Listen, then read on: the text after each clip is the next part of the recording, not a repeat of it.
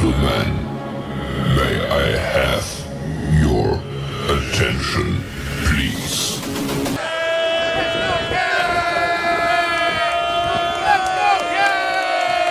The show starts in 3, 2, 1, go.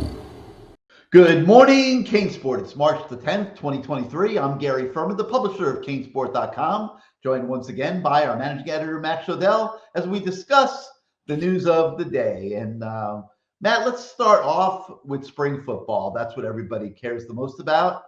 And it was day 3 yesterday out on Green Tree Practice Field, and we got a chance to watch both the offense and the defense. I kind of split time between the two fields. You kind of, I think, split time between the two fields.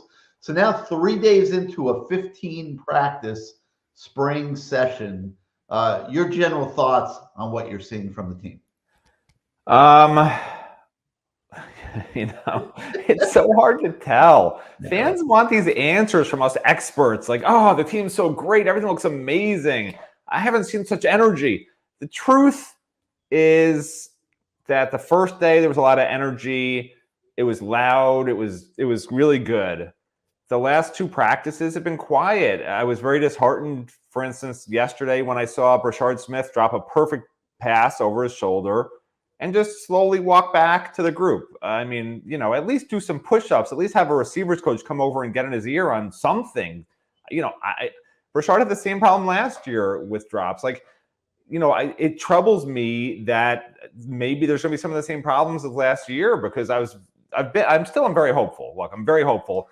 New offense coordinator has no voice, so we really can't say he has no voice. No, he has a sinus infection. He can't. I heard him trying to tell. He was literally trying to yell what down it was to the quarterbacks who were an inch away from him, and he was going, "They're down, second down."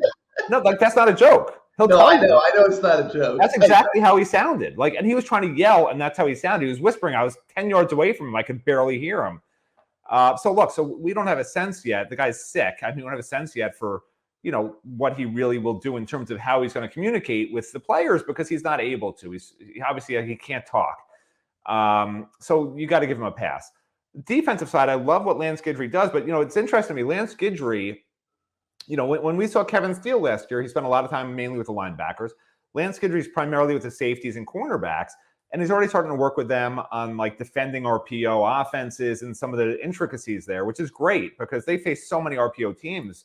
That's sort of the new thing everyone does, and he's really sort of taking it hands-on, really talking to guys, But look, I just keep it real. The other thing I noticed is Pop Cooney is more on the receivers right now than Kevin Beard is. I don't understand why. Pop Cooney's correcting everybody. Pop Cooney's at the line talking to the guys every rep, and Kevin Beard's just sort of overseeing it like he's the coordinator, which maybe is by design, because I guess Pop Cooney knows these guys a lot better, and Kevin's probably trying to get his bearings. So when the second week of spring practice comes around 2 weeks from now, because they have a break, I'm going to be very curious to see if Kevin's sort of more hands-on in the sense that he's sort of still trying to figure out who everybody is and get things going. That's the thing. That's why it's so hard to say right now, oh, everything's great, it's so different.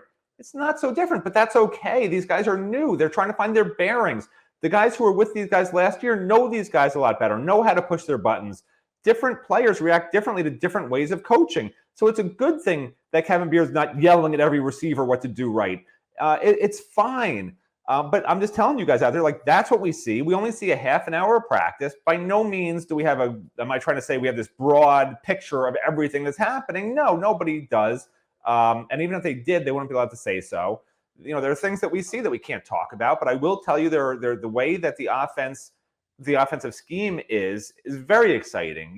Multiple slot guys at the same time, movement before snaps, no more looking at the sideline for every play, which I'm not a fan of that. Let the players take some responsibility for themselves. Tyler Van Dyke's a veteran. He can get guys into the right plays. You have a center who started for 2 years at UCF, who is known to be one of the hardest workers in the country. Let that guy figure out who's the correct offensive line, who has what responsibilities each snap, things like that. You got to trust your players at some point. That's what the great players and great teams are able to do. Instead of rush up to the line, you pretend you're going to snap it, and then every play looks at the sideline, like the opponent's not going to know you do that every play anyway. And I think even, who was it, Inez Cooper, somebody referenced it even yesterday, saying how they're happy they don't have to look to the sideline anymore. So there are some exciting things. There are, of course, some concerning things still, some drops and things like we've just talked about. But, I don't sugarcoat things. There are some people out there who are going to tell you how great everything is, how, it's so different. People love to say that when there's change, when you have new guys come in. But the truth is, I was talking with another reporter yesterday, and we're just looking at the entire team on offense, okay? The defense is a little different, but on offense, we're looking, and we're like, man, these guys look small. These guys look small. This is not a big, dominating. I don't know what you guys were looking at. The offensive line's not small anymore. Well, the offense in general is small. Colby Young is the only real big physical receiver. Frank Gladson looks like he's lost weight. The running backs are tiny. Don Chaney, I take it back. Don Chaney's not tiny, but he's not tall. He's got a big lower body. But Henry Parrish is not big. And yeah, I mean, some of the offensive linemen are big, but Matt Lee's not big, and Matt Lee is big. He's not tall. He's not tall, but a center doesn't have to be tall. Yeah, he is true. No, you're right. But as you scan across the field on the offense, another reporter and myself, we felt like it wasn't that big. Defense is bigger than the offense. Let's put it that way. You guys are negative Nancy's, man. The offense is big. Now, I agree with you. The receivers aren't big. Defense. Do you agree the defense looks bigger than the offense? Because that's what we eyeballed it yesterday. And, they should be about the same size. Offensive linemen, defensive linemen, linebackers versus tight ends. Like, they should be similar sizes. I don't think that's a wrong thing to say. I don't know. That's just how. I'm just telling you how I see it. Let me inject some good news into this a little bit. All right. So we're going to get to watch more practice after the break. This was a very watered down, skeletal situation. These first 3 days of practice, a lot of new coaches, a lot of new people out there kind of feeling their way, getting integrated into the program. Now they've got, about 10 days off.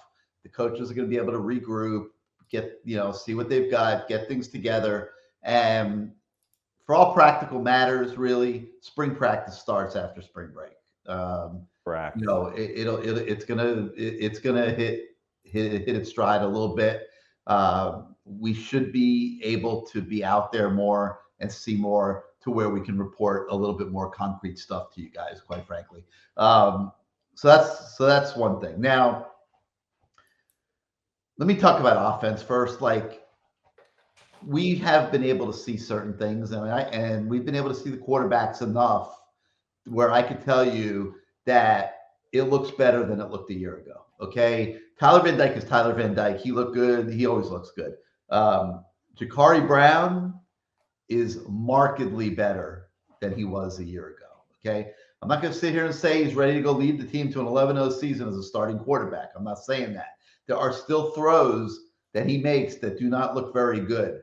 But last year, it was massively worse. And those of you that are pulling hard for Jakari, like I am, to develop into a competent, quality major college quarterback, because he has so many of the things that can be difference makers in terms of his athletic ability, his leadership abilities that he showed in high school, those sort of things. If he could develop as a passer, he is going to be a big-time quarterback, okay? He is making strides. It's about time you said that. I agree with you 100%. Yeah, he's making strides. Well, I say what's real. Last year, I didn't see somebody making strides. I saw massively more athletic Tate Martell is what I saw last year. An athletic freak, a guy that, you look at him and say, oh, my God, but he couldn't hit the broadside of a barn last year. Let's be honest. This year, he can hit the broadside of a barn way better. Doesn't mean every throw is perfect, but he is markedly better this year at this time than he was a year ago, okay? Emory Williams, the true freshman, looks spectacular, okay? I love everything I'm seeing of Emory Williams. He's very consistent. He can make every throw. He looks like he's going to be a very good college quarterback. Yeah, let's not look. This is what I'm trying to tell people. Don't put the cart ahead of the horse, to use an expression Gary Ferman used. I'm not putting any cart ahead of any horse in the 1900s, because they were in shorts, 100%, and jerseys the first two practices. They were in shoulder pads and shorts this last practice. All I'm trying to express to people, is we can't say much of anything at this point. And what I was trying to express is I wasn't trying to. I'm trying to say something of something, and you just interrupted me. I only got through the quarterbacks. Can I continue, please? If you're going to talk the truth, then yes. I'm talking the truth. Doesn't Ja'Cory Brown look way better than a year ago? Yes, 100%. Okay. But to say anything about Emory Williams before he's even played an 11-11 rep to me is disingenuous. Watching him at practice doing what they are doing, he looks very confident. So tell fans what they're doing. Tell fans what they're doing. They're throwing into a net with no defense. That's what we see. And they're throwing routes with no defense. No argument. That's all I want to tell people. You are right. You're right about that. Okay, now can I continue, please? Now you can. Okay, running backs. No, I changed my mind. You can't continue. Running backs, there's not a ton for us to report. Mark Fletcher's not there. Trevante Citizen is still pretty much on the injured list, not really participating. Henry Parrish looks fine. Don Chaney looks very good physically. Okay, they're not doing anything full speed yet. Can't really comment on running backs. Tight ends, Arroyo's not really practicing yet. I like the looks of McCormick, the transfer from Oregon, but we haven't really seen him do a ton. Jackson Carver looks decent running pass routes. Riley Williams is working hard. He's doing extra work after practice. But like Matt says, in shorts and this stuff, not a ton we can report there. Receivers, Colby Young has lost a little weight. He's trimmed down. He looks very, very, very much in shape. I think that's a good thing. The other guys, there have been a lot of drop balls these first few days. I haven't sat there and taken a tally on who's dropped the most or that sort of thing. We've seen a lot of drop passes, so that needs to improve. The good news there is that yesterday after practice, I heard the jugs machine go on big time. There's a lot of guys that are doing extra work after practice on the side. That's a positive. I saw Riley Williams running routes with Arroyo throwing him footballs. You love to see something like that. The more veteran guy at that position, he's out with an injury right now. He's helping the young guy develop. That only makes a football team better. So, offensive line, defensive line, they're not in full pads yet. We haven't seen a lot of full contact hitting, but the O-line looks significantly bigger and more physical than a year ago. Okinola and Maegoa, two big offensive tackles, certainly help in that regard. They got Jalen Rivers out at offensive tackle. Inez Cooper is just a massive human being. So is Javion Cohen. So they're getting bigger and more physical on the offensive line. They think they are going to be better. We won't know, obviously, until they start playing in the fall. Okay, like Matt says, it's all hype right now. You're missing the biggest news. What's that? That they finally gave us rosters with the new heights and weights. I don't think they have the new heights and weights yet. No, they haven't. No, they still haven't. What's going on? When they didn't give it to us, they said, "Oh, we'll give it to you next week." It's not a priority. It's not a priority. Definitely not a priority. This is how heights and weights get put on the Miami roster. Yeah. Mario takes a look at the roster and he goes down the list and he says, "I don't like Javion Cohen at 325. Make him 300. He might weigh 340." True. But by the way, they you mentioned bigger and more physical. I could say the bigger with some confidence compared to last year. I still don't think they're a huge offensive line unlike Gary. They're bigger. But, it's funny, like the more physical, we haven't seen much. So I'm looking through my binoculars yesterday at practice, trying to see, they like intentionally line up every player they have that's like a walk-on in front of the drills on the further side of the field when they do O-line versus D-line. God forbid, the media can actually see what's going on. But I was able to get some glimpses. So they're working on combo blocks. And like the ones I saw, it was like Nigel Kelly going against two offensive linemen, Ahmad Moten going against two offensive linemen, and there was another defensive tackle. It was a defensive end. What's his name? The weight room guy's son. Why am I not remembering his name? Ishmael, right. Ishmael was the other one. And, it was I understand the purpose of the drill, but the way they ran it, it was basically built for the offensive line to just pick up the defensive lineman and throw them backwards. Two guys on one, and that was the purpose of the drill. And the offensive line did it beautifully. So yeah, it's been spring practice has already been a tremendous success. Everything's going swimmingly. This is going to be the best team possibly of all time at Miami based on what I've seen from 3 practices. Like, that's what people want to hear. Like, I don't want to be the negative guy all the time. That's not what I want to be. I just try to keep it real.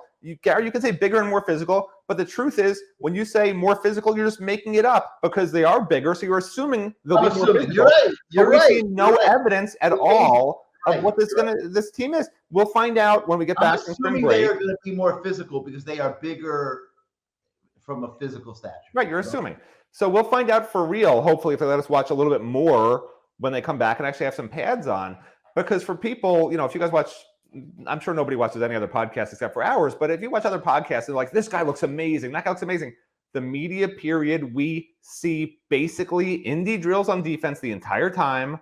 If you're lucky and you have really high-powered binoculars with night vision and laser-guided missiles, you can maybe break a hole through these walk-ons that stand in your way, blocking your view to see the far side of the field on the defensive versus the offensive line. And then if you want to break the rules like Matt Shodell does and gets yelled at, Shodell, get back here, the famous line, it's like a meme now or a meme, depending on if you're old or young. Like as I'm walking off the field, I just sort of like casually glance back because they're starting finally 7-on-7. Like, God forbid we watch 7-on-7, but you can sort of see a little bit for about 5 seconds as you're walking off the field if you have eyes in the back of your head. And it's to me, as somebody who used to watch every minute of every practice when this team was competing for national championships, it's sad. It's sad because I remember every practice, okay? Every single practice, I had a notebook I'd bring with me. And every practice that I had to bring in another notebook the next day because the entire notebook was filled up with things that I saw. And then you choose what to report. Obviously, you don't want to spill any secrets because that's not what we're there for. We're there. You're the reason that we're not allowed to stay for the whole practice now. Because your notes were too damn good. I mean, we would, they say no play-by-play. We're like, okay, no play-by-play, So you just put in the highlights. Nobody ever put anything that cost them any games. No reporter did that. I know they think some people at the Herald are out to get them or whatever. Nobody's out to get Miami at this point, okay? I mean, the Herald won a Pulitzer once for blowing up the program, okay?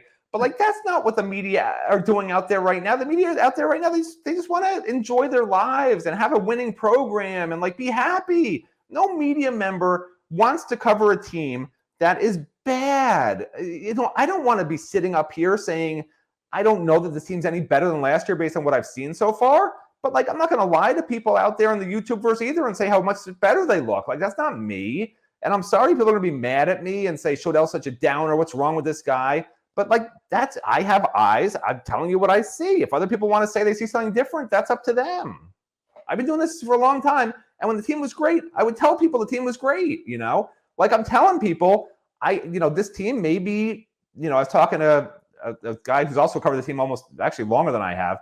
And he thinks they're going to maybe, if they're lucky, win 7 games this year, maybe 8 if things really work out well. So I just don't want to put it out there that this is like a 9 and 10 win team all of a sudden, just because they got a few transfers that might be better and they got a couple of new coaches. It takes time, it's a process. And right now the practice, to me, the first 3 days hasn't looked a whole lot different. And what I'm trying to express to people is in part, that's because I think the new coaches are sort of taking a step back to see the personalities they have, to see the players they have. Some of these coaches were hired 2 weeks ago, The ones who are returning are hands-on. Lance Guidry has started to become hands-on just this last practice versus the first 2.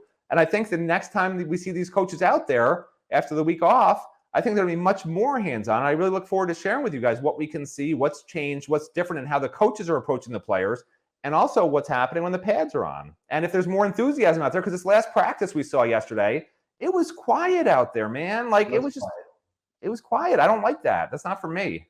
Now, defense, I don't have quite as much to report as offense. It's very hard to say much about defense when they're not hitting and going full speed. But I have had a chance to watch a lot of the defensive back work, and I'm impressed how they seem to be picking up the system, and you don't see a lot of guys doing the wrong things and that sort of thing. So that's encouraging. Do they have an enormous amount of talent at cornerback? And I don't know. James Williams is not practicing at safety. Cam Kinchens does look fantastic. There's a freshman by the name of Caleb Spencer who looks that kid's for real. Who physically looks the part for sure. That's another thing I was talking to the reporter about. Why is a freshman safety the most imposing looking guy out of the entire safety group right now with James Williams not there? Look, because he's physically imposing, and should never listen. On the top teams in the country, the freshmen come in. That's how the freshmen look that are now seniors. That's where you want to be. That's why this class was so important, because you see when these guys come in, the two offensive linemen who now Gary says, "Oh my God, the offensive line is so much bigger." It's because of those two guys. This safety is the most imposing looking safety I've seen at Miami. He's actually thicker than James Williams, and he dwarfs Markeith Williams. This last recruiting class is going to be big time. They just need another one on top of it. And to get another one on top of it, they probably need to win 8 or 9 games this year. Otherwise you're going to see some guys who are just sort of questioning what's going on down here. So this year is super important coming up because you need that other class to stack onto this last one, which is really a great class. Yeah. So, I still think they're a little light, on the defensive side of the ball. That's, my personal opinion based on, what I felt coming into spring, what I've seen so far. But, we'll see how it continues to go. I mean, they won't really get a true read till the fall, quite frankly. I mean, unless some of these receivers pick it up and really, really test everybody really well. But all in all, I think it was a productive first 3 days of practice. I hate this 10-day spring break period. I don't understand why you have to take a spring break, why you can't continue to have practice and just have the kids stay on campus during spring break. Do they really need to go to the beach? Do they need to be on South Beach? Do they need to be on Fort Lauderdale Beach? I don't like this 10-day break to spring practice, but I don't get a vote. So it's going to have to be made to work, and we'll continue to see how it goes. All right. So beyond the third day of spring practice, yesterday was notable because Miami faced off against Wake Forest in the ACC tournament. And we've been talking so much about the Achilles heel of this team being largely that they are not very good at closing out games. And there we were again. They were winning by 17 points in the second half, maybe even 18 points in the second half. And then they end up with Wake Forest taking a shot at the buzzer to win the game. And I mean, that's inexplicable. And there's no point in going on and on about it, Matt. I don't understand what happens to this team when it gets a big lead. But this is not a group that is playing well when it seems to have the game in hand. Teams have been consistently able to come back on them. They've had an inordinate number of close games. And, right now you would like to see it differently. You would like to see that them beating teams the way, say, Duke beat Pitt yesterday to qualify for today's semifinal game against the Hurricanes. And I believe the tip-off will be about 7 o'clock. Matt, your thoughts on what you saw from the basketball team yesterday? Well, it's concerning from a standpoint of where is this team's confidence level right now, because this is not the first time by far that Miami's built up these big leads. The great thing about it is that Miami's such a good team. They're constantly leading by double digits in the second half against good teams to really good teams to outstanding teams. But you're right. It's inexplicable. My personal feeling, I don't know. And I love Jim Larranaga to death. I think he's an unbelievable coach, unbelievable person, by the way. But my guess is he's sort of somehow taking his foot off the gas with these guys, and he doesn't want them to be overly aggressive and take shots early in the shot clock when they have a double-digit lead with under 10 minutes left to play. It's the only thing that makes any sense. I mean, you're up 18 points with under 10 minutes to play. My guess is Jim Larranaga is telling them, to run clock, because in his mind, as a great coach, and it makes sense mathematically, and I've said it here before in the show, if you take, even 20 seconds off the clock and get a decent shot off, you're probably going to win the game, pretty easily. But it just doesn't seem to work that way with basketball players at any competitive level when you tell them to take their foot off the gas. However you phrase it, if you're telling them, run clock or whatever it is, it's not your normal offense. It's not your normal mentality. It's something different, and this team doesn't respond well to it. Jim Larranaga still, as great a coach as he is, and I've said it on the show before, I said weeks ago, I said he's got to stop doing that. I mean, it's going to cost them at some point in the NCAA tournament or the ACC tournament. They're lucky it didn't cost them last time. But if Miami gets a 10-point lead with 8 minutes left, I'm hoping next time, Jim Larranaga is telling the guys, you do what you've been doing the whole time. You pretend it's a tie game. You pretend you're down by 8. I don't care. Run the offense and just keep calling plays like normal and not whatever he's saying. It must be something he's saying, because it's not. I don't think it's something where the players just go into the tank every time they're up by 10 or more points with 10 or less minutes to play. But every time it's happened this season that I can think of, they have not been on the winning side overall. Like if you're winning by 18 points with 10 minutes left, they wind up, not winning the final 10 minutes. That's what I mean. Whether they lose the final 10 minutes by 1 point or by 17 points to win the game by 1 or 2, whatever it is, like they just seem to never win the final 5 or 10 minutes. And that's not good for your morale. It's not good for your confidence at this level of postseason play. And it's concerning, but they have such a great team that there's no reason, regardless. If they can beat Duke tonight, there's no team they can't beat, because Duke's as hot a team and as talented a team they're ever going to see in the country, honestly, in the NCAA tournament. I think they've won 7 in a row. They just blew out a really good, experienced Pittsburgh team. They're playing their best basketball. They're fully healthy. If Miami, we're going to learn everything we need to know about Miami in the postseason tonight. And there's no point us talking about it now, because we're going to see it in about 8 hours. So let's just wait. We're only a few weeks removed from Miami blowing Duke out at home, So it'll be interesting to see. I think this is going to be a hell of a basketball game tonight, and I encourage everybody to watch it. But these late game problems, blowing these leads, I'm going to blame Jim Larranaga for that. And I'll tell you right now, I'm a huge Jim Larranaga fan. I think he's a heck of a coach. I think the quality of this team has softened Jim Larranaga a little bit. I don't ever see an angry Jim Larranaga. I don't see guys getting wake-up calls on the sideline as these leads kind of disappeared a little bit. I think Jim Larranaga needs to get tougher on this team beginning tonight. I really do. I think that they're underachieving in terms of giving up all these leads, and they're not going to be able to keep pulling games out like magic. I mean, you saw they lost the Florida State game the other day after blowing a 25-point lead. So I think Jim Larranaga needs to get a little tougher on these guys. I think he needs to be a little bit quicker on the trigger when they're going into these lulls and giving up a lot of points. And he's not going to be able to just stand there and watch. I think that we've seen enough of a sample size now to where we can comfortably say that something different needs to take place than what's been going on.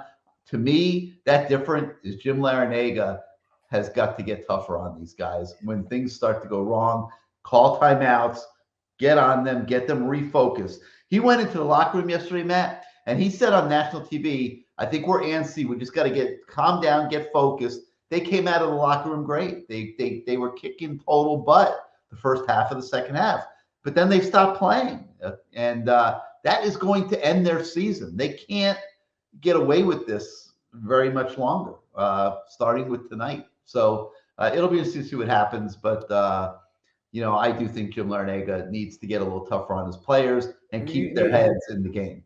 You do know, like Jim Larranaga, all he ever does is talk to mentalists and these mental coaches. I mean, I don't know. My guess is he's talked to them constantly since there have been so many late game problems. And my guess is the advice he got is to remain calm so his team doesn't freak out even worse than what they might otherwise when you're in the middle of blowing an 18-point lead in the ACC tournament on national TV. Like, I don't know that getting angry at that point is going to help anything, especially when he's never gotten angry all season. It might be all the more reason why it might be effective. It might be, but it also might be viewed as panic. It might be, or it might backfire and be viewed as panic. They went to the Elite Eight last year. Yeah. They've had a pretty easy season this year, except for the games they've blown late. I mean, they really only got beat significantly by one team. That was Maryland, which played bully ball on them earlier in the year. All these ACC games, the 5 ACC games they've lost, have all been one possession games. I mean, no, I understand where you're coming from. What I'm saying is this, right? So let's say Jim Larranaga is a father figure for the basketball players, for example, right?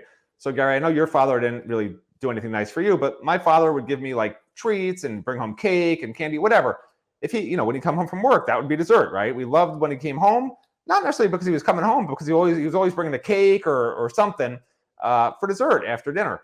So let's say one day he came home with nothing. I bring desserts for my family. That's great, Gary. So let's say one day I went to Crumble Cookie yesterday on the way home from practice. This isn't about you. I brought a party box, Matt. A party box. I'm trying to draw an analogy. Cookies I brought home yesterday. It's wonderful. I paid almost $40 for them. It was like you going out to dinner on Saturday night to those bougie restaurants that you go to. I mean, I went to Crumble. I spent $40 on cookies. Well, I will tell you, last night I went to some weird new Japanese restaurant, and it's in the Grove, and I don't know, it was a weird experience. Like the tables were super uncomfortable. It was just these weird wood benches. Like the waiter was like pretending to be Japanese, it seemed like. I mean, the whole thing was super weird. The hibachi? No, it was like a sushi place. Japanese? Like one single piece of tuna, raw tuna sushi was $16 because they claim they got it shipped from Japan, which there's no way. And if it was shipped from Japan, there's no way in hell I want to eat it because it probably took 3 days to get here. I'm not eating that, Don't tell me it's from Japan. Anyway, forget that. So I was trying to draw an analogy. I'm glad you got your kids $40 worth of cookies. Nobody eats $40 worth of cookies, but whatever. So what I'm trying to say is, let's say my father, who would come home with cake and cookies, whatever, every day, and we'd be all excited. Let's say he came home one day with nothing and just started yelling at us, "You don't deserve cookies. You're not getting good enough grades." Blah, blah, blah. Would we have responded positively to that?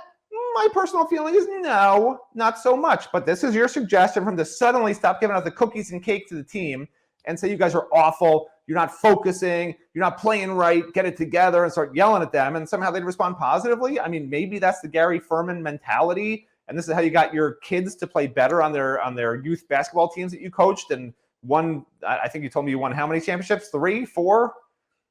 Maybe that was your secret. That was your secret? No cookies or cake for them? Just yell at them the whole time? At least 6 or 7 championships. Oh, there you go.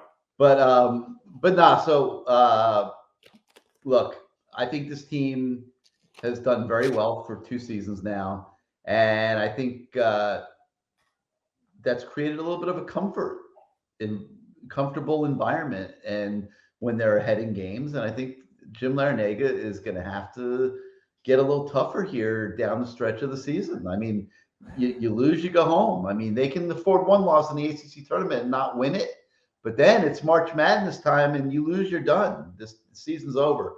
So I'd like to see him get a little tougher, a little quicker on these guys, and not let them fall into those ruts. Maybe it's easier said than done.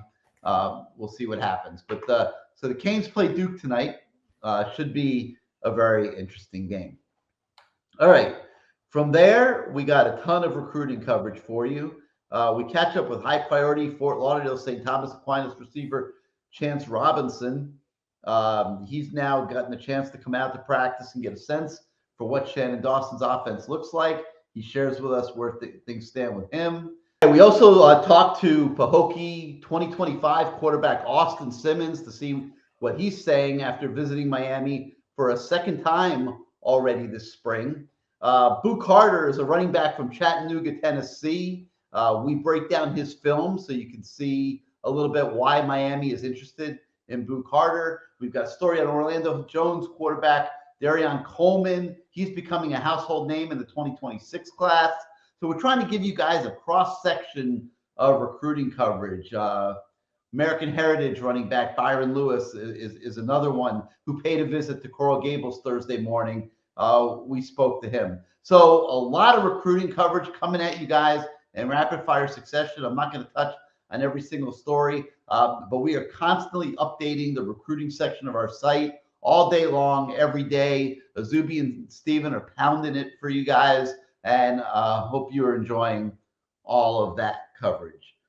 So again, big game for the Canes basketball team, and we'll see how that goes tonight. And that's going to do it for today's Good Morning CaneSport. We thank you so much for starting out your day with us once again. If you like the show, like our YouTube channel, hit your subscribe button, hit your like button. It helps us with the algorithms to grow our audience and bring more Canes fans to the channel to watch these shows with you.